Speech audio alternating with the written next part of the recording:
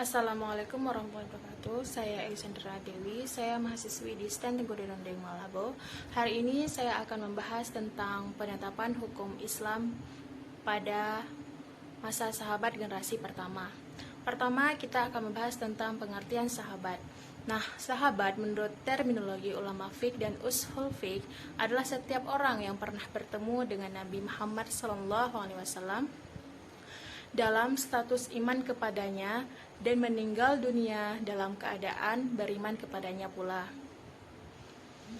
Rasulullah Shallallahu Alaihi Wasallam wafat pada tahun ke-11 Hijriah dan meninggalkan sahabat yang meriwayatkan hadis sebanyak 114.000 orang sahabat.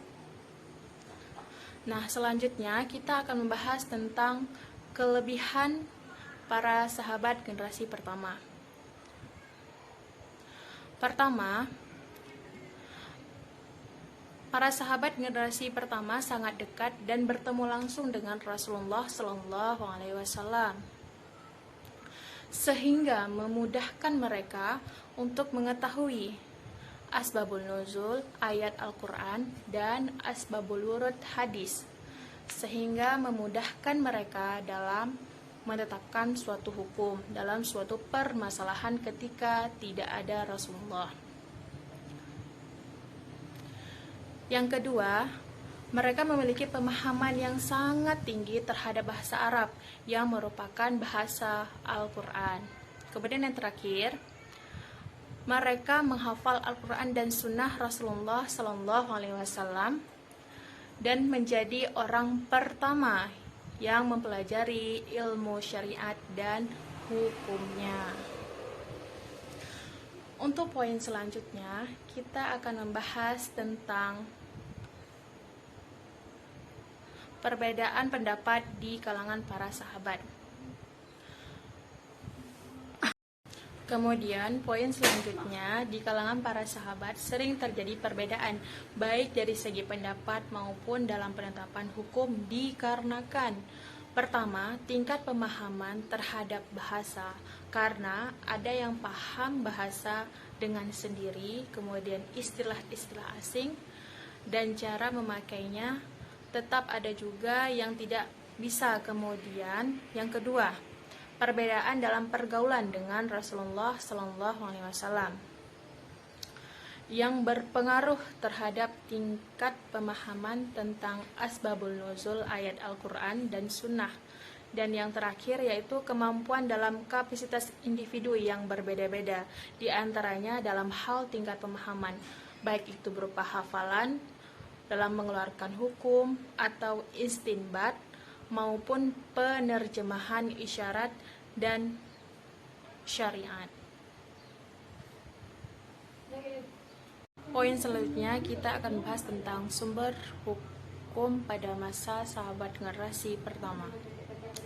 Dari kitab Mazhabil As-Sunnah karya Imam Al-Bakhawi dari Maimun bin Mihran, ia berkata, jika ada seseorang yang berselisih kemudian datang kepada Abu Bakar, beliau akan melihat kitabullah dalam penyelesaian perselisihan tersebut, dan jika ia bisa menyelesaikan perselisihan tersebut dengan kitabullah, maka ia akan memutuskan perkara tersebut dengannya.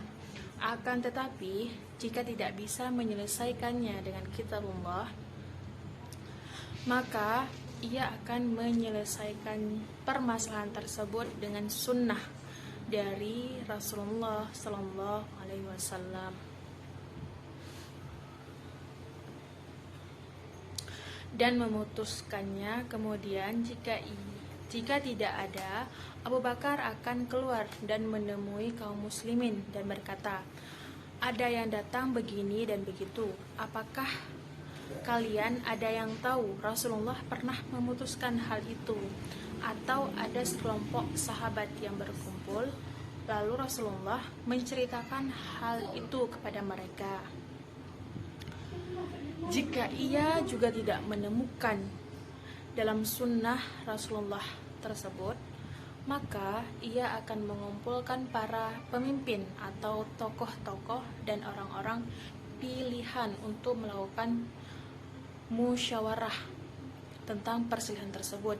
Jika dalam musyawarah tersebut Abu Bakar sudah menyatukan pendapat mereka tentang suatu sesuatu, maka itulah yang akan menjadi keputusannya atau sumber hukum yang akan ia pakai dalam penyelesaian masalah tersebut.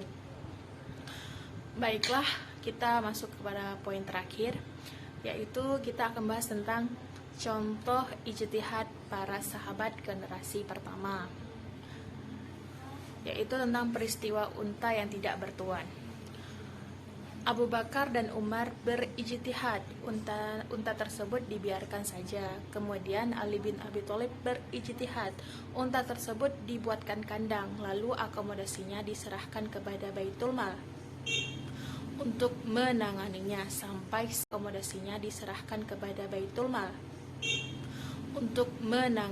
sampai si pemilik unta datang dan mengambilnya.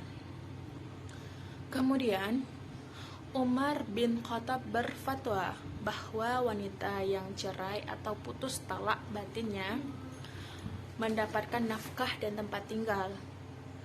Dan ketika sampai pada hadis Fatimah bin Qais bahwasanya Rasulullah tidak memberikan nafkah dan begitu pula tempat tinggal baginya setelah perceraian yang ketiga, maka ia berkata, kita tidak meninggalkan kitab Allah dan sunnah karena perkataan seorang perempuan yang barangkali hafal dan atau lupa. Selanjutnya yaitu ijtihad Ibnu Abbas yang berijtihad tentang iddah seorang perempuan yang ditinggal mati oleh suaminya sedangkan ia dalam keadaan hamil. Maka yang harus dilakukan oleh wanita tersebut ialah menunggu kehamilannya atau melahirkan, kemudian menunggu sampai masa iddahnya ditinggal mati suaminya, yaitu 4 bulan 10 hari. Ibnu Abbas berijtihad, yaitu memilih masa iddah yang paling lama dihitung dari sejak kematian suaminya. Namun pendapat yang paling raih adalah berdasarkan hadis Sabi'ah Islamiyah, yaitu iddahnya menunggu sampai melahirkan, baru ia boleh menikah kembali. Baiklah, demikian penjelasan saya tentang penetapan hukum pada masa sahabat generasi pertama. Presentasi saya akhiri. Assalamualaikum warahmatullahi wabarakatuh. Poin selanjutnya kita akan bahas tentang sumber hukum pada masa sahabat generasi pertama. Dari kitab Mazhabil As-Sunnah karya Imam Al-Bakhawi dari Maimun bin Mihran, ia berkata, jika ada seseorang yang berselisih kemudian datang kepada Abu Bakar, beliau akan melihat kitabullah dalam penyelesaian perselisihan tersebut, dan jika ia bisa menyelesaikan perselisihan tersebut dengan kitabullah, maka ia akan memutuskan perkara tersebut dengannya. Akan tetapi jika tidak bisa menyelesaikannya dengan kitabullah, maka ia akan menyelesaikan permasalahan tersebut dengan sunnah dari Rasulullah Sallallahu Alaihi Wasallam.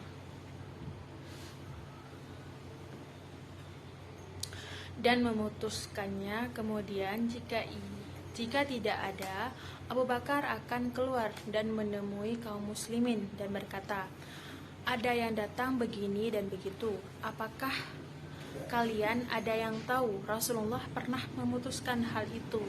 Atau ada sekelompok sahabat yang berkumpul, lalu Rasulullah menceritakan hal itu kepada mereka.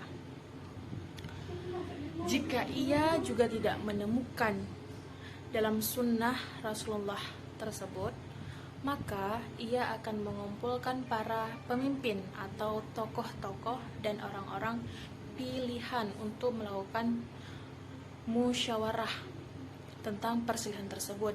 Jika dalam musyawarah tersebut Abu Bakar sudah menyatukan pendapat mereka tentang suatu sesuatu, maka itulah yang akan menjadi keputusannya atau sumber hukum yang akan ia pakai dalam penyelesaian masalah tersebut. Baiklah, kita masuk kepada poin terakhir, yaitu kita akan bahas tentang contoh ijtihad para sahabat generasi pertama, yaitu tentang peristiwa unta yang tidak bertuan. Abu Bakar dan Umar berijtihad, unta tersebut dibiarkan saja. Kemudian Ali bin Abi Thalib berijtihad, unta tersebut dibuatkan kandang, lalu akomodasinya diserahkan kepada Baitul Mal untuk menanganinya sampai si pemilik unta datang dan mengambilnya.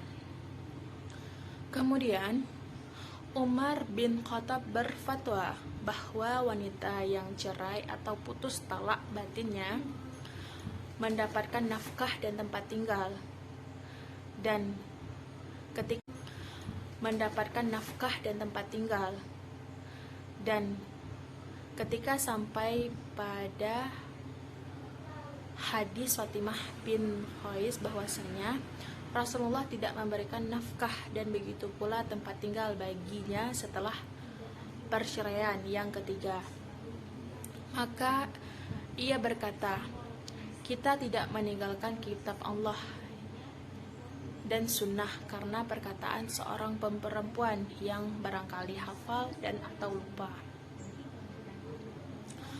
Selanjutnya yaitu ijtihad Ibnu Abbas yang berijtihad tentang iddah seorang perempuan yang ditinggal mati oleh suaminya sedangkan ia dalam keadaan hamil. Maka yang harus dilakukan oleh wanita tersebut ialah menunggu kehamilannya atau melahirkan, kemudian menunggu sampai masa iddahnya ditinggal mati suaminya, yaitu 4 bulan 10 hari. Ibnu Abbas berijtihad, yaitu memilih masa iddah yang paling lama dihitung dari sejak kematian suaminya.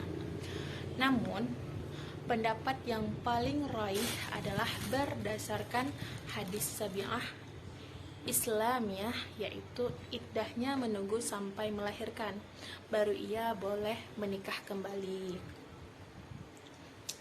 Baiklah, demikian penjelasan saya tentang penetapan hukum pada masa sahabat generasi pertama. Presentasi saya akhiri. Assalamualaikum warahmatullahi wabarakatuh.